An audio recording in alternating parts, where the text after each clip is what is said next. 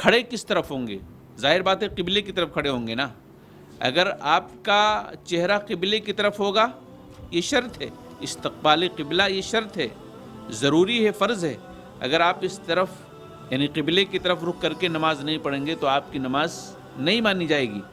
اس کی بہت ساری روایتیں آپ کو مل جائیں گی. جیسے مثال کے طور پر برا کہتے ہیں کہ لما قدم رسول اللہ صلی اللہ علیہ وسلم المدینہ صلی نحو بیت المقدس 16 او 17 شهرا وكان يحب ان يوجه الى الكعبة فانزل الله تعالى قد نرى تقلب وجهك في السماء فوجه نحو الكعبة. برا بن عازب کہتے ہیں رضی اللہ تعالیٰ عنہ کہ جو نبی کریم صلی اللہ علیہ وسلم مدینہ آئے تو آپ نے 16 یا 17 مہینے تک بیت المقدس کی طرف رخ کر کے نماز پڑھی اور آپ چاہتے تھے کہ کعبے کی طرف متوجہ ہو کر کے نماز ادا کریں.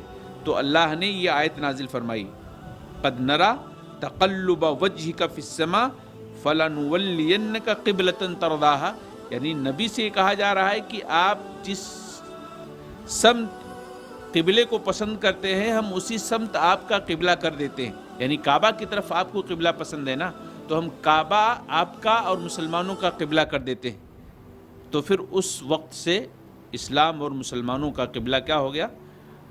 کعبہ ہو گیا. تو یہ صحابی کیا کہتے ہیں؟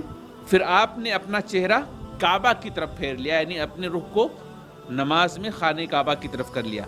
تو یہ استقبال قبلہ ضروری ہے، بغیر اس کے نماز نہیں ہوگی. ٹھیک ہے. اب آپ قبلے کی طرف کھڑے ہو گئے تو دیکھیں گے کہاں دیکھیں گے؟ کدھر دیکھیں گے؟ آزو بازو میں دیکھیں گے یا سامنے دیوار ہے وہاں دیکھیں گے؟ کہاں دیکھیں گے؟ دیکھیں گے آپ جہاں سجدہ کریں گے، آپ کی پیشانی جہاں زمین پر جائے گی وہیں آپ کی نگاہ ہوگی، وہیں آپ کی نگاہ ہوگی. نگاہ سجدے کی جگہ پر آپ کی ہونی چاہیے. اسی طریقے سے اب آپ نے قیام کیا، اپنے پیروں میں فاصلہ تھوڑا سا رکھا، استقبال قبلہ بھی ہو گئے، آپ نگاہ سجدے کی جگہ آپ نے کر لی. اب کیا کرنا ہے؟ اب آپ اللہ اکبر کہہ کر کے نماز میں انٹری کیجیے. اللہ اکبر کہیے اور نماز کے اندر داخل ہو جائیے. اب اگر آپ نے پہلی بار اللہ اکبر کہہ دیا تو گویا آپ کی نماز شروع ہو گئی. اب کوئی بھی چیز آپ کے لیے نماز کے علاوہ حلال نہیں ہے، کوئی بھی چیز. اب جو بھی چیز ہوگی نماز کے جو طور طریقے ہوں گے وہی آپ کر سکتے ہیں، اس کے علاوہ کوئی بھی چیز آپ نہیں کر سکتے.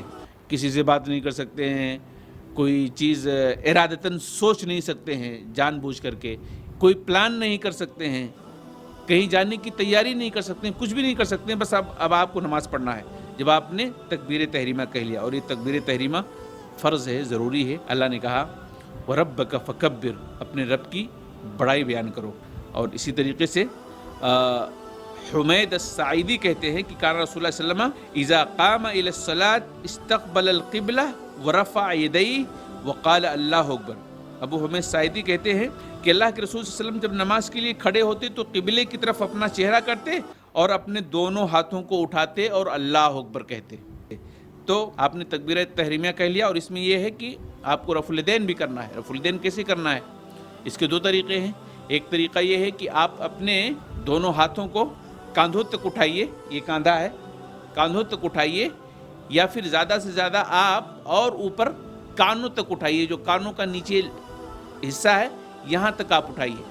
اور انگلیاں کھلی رہنی چاہیے، انگلیاں کھلی اور سیدھی رہنی چاہیے. ٹھیک ہے. اور قبلے کی طرف انگلیاں ہونی چاہیے. ایسا کوئی کرتا ہے تو غلط ہو جائے گا. یہ سامنے کی انگلیاں قبلے کی طرف ہونی چاہیے. کہاں کہاں رفع الیدین کرنا ہے آپ کو؟ کان یرفع یدیہ حذو منکبیہ، آپ کندھوں تک اپنے ہاتھوں کو اٹھاتے جب نماز شروع کرتے، یعنی جب اللہ اکبر کہتے.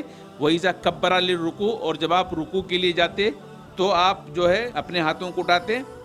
وَإِذَا رَفَعَ رَأْسَهُ مِنَ الرُّكُوعِ، اور جب آپ رکوع سے اٹھتے تب آپ اپنے دونوں ہاتھوں کو اٹھاتے. ٹھیک ہے. اس حدیث کے اندر 3 جگہوں پر ہاتھ اٹھانے کی بات کہی گئی ہے.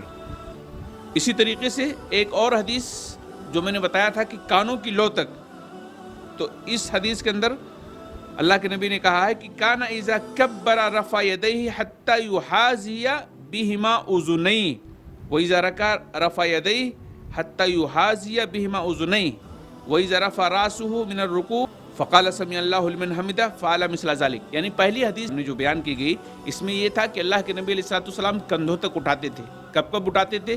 جب آپ اللہ اکبر کہتے تب اٹھاتے، جب رکوع میں جاتے تب اٹھاتے، اور اسی طریقے سے جب رکوع سے اٹھتے تب آپ اٹھاتے تھے 3 جگہوں پر. اور اس کے اندر اللہ کے نبی نے کہا کہ جب آپ اللہ اکبر کہتے تو آپ کانوں کی لو تک اٹھاتے، جب آپ رکوع میں جاتے تب کانوں کی لو تک اٹھاتے، اور جب رکوع سے اٹھتے تو کانوں کی لو تک اٹھاتے.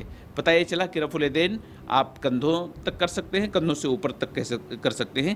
یہ دلیل ہے جسے امام بخاری نے اپنی کتاب صحیح بخاری میں حدیث 735 کے اندر، اور اسی طریقے سے جو دوسری روایت ہے اسے امام مسلم نے اپنی کتاب 391 کے اندر جو ہے ذکر کیا ہے. اسے ہم دیکھ سکتے ہیں.